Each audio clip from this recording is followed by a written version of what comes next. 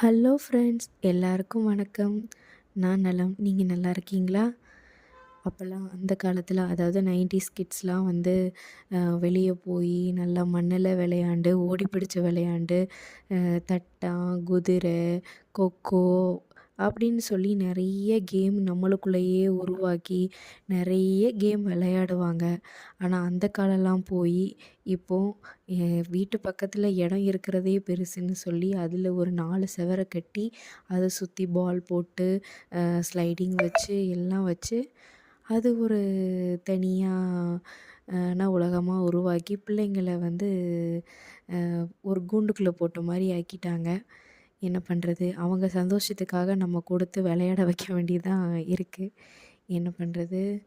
Okay. விளையாடட்டும். இந்த என் பொண்ணு சந்தோஷமா விளையாண்டுக்கிட்டு இருக்கா. என் பையனும் விளையாண்டுக்கிட்டு இருக்கான்.